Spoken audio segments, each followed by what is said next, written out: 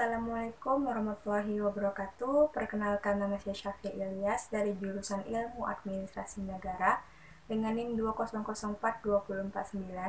Di sini saya akan memaparkan materi hasil pembelajaran saya pada mata kuliah Sistem Hukum Indonesia terkait materi pengertian hukum, dasar hukum dan konstitusi, hukum dan sosial masyarakat.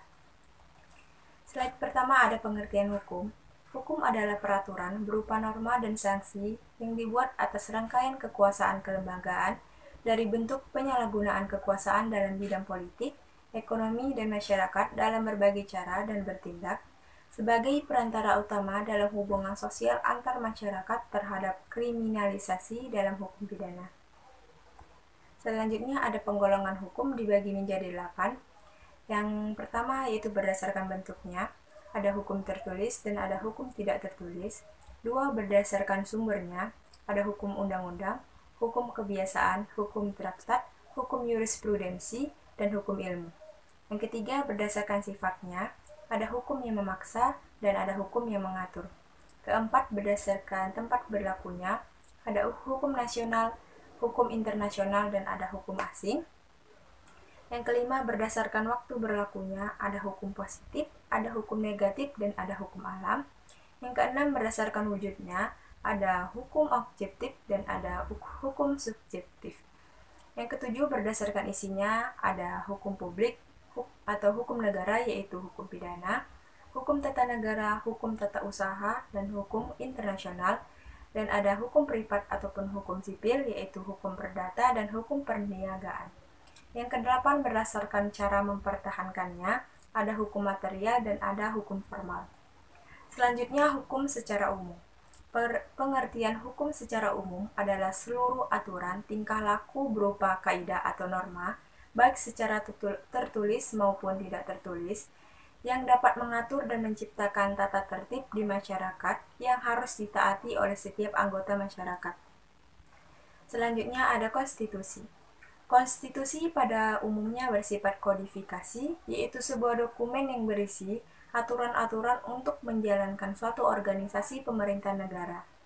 Namun dalam pengertian ini, konstitusi harus diartikan dalam artian tidak semuanya berupa dokumen tertulis ataupun formal. Menurut para ahli ilmu hukum maupun ilmu politik, konstitusi harus diterjemahkan termasuk kesepakatan politik, negara, kekuasaan, pengambilan keputusan, kebijakan dan distribusi maupun alokasi. Konstitusi juga dapat diartikan sebagai undang-undang dasar suatu negara. Selanjutnya ada dinamika konstitusi Republik Indonesia dibagi menjadi 5. 1. Periode 18 Agustus 1945 sampai 27 Desember 1949 berlaku UUD 1945. Yang kedua, periode 27 Desember 1949 sampai 17 Agustus 1950 berlaku Konstitusi RIS 1949. Yang ketiga, ada periode 17 Agustus 1950 sampai dengan 5 Juli 1959 berlaku UUDS 1950. Yang keempat, periode 5 Juli 1959 sampai 19 Oktober 1999 berlaku kembali UUD 1945. Yang kelima ada 19 Oktober 1999 sampai dengan sekarang berlaku UUD 1945 yang telah diamandemenkan atau dilakukan perubahan.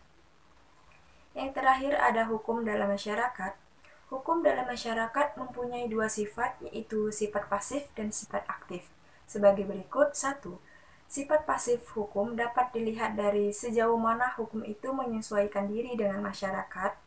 Yang kedua, sifat aktif hukum dapat dilihat dari sejauh mana hukum itu dapat berperan aktif dalam menggerakkan dinamika masyarakat menuju suatu perubahan yang terencana. Baiklah, hanya sekian yang dapat saya sampaikan pada materi pertemuan ketiga ini. Jika ada kesalahan dalam pengucapan kata yang ada, saya mohon maaf. Assalamualaikum warahmatullahi wabarakatuh.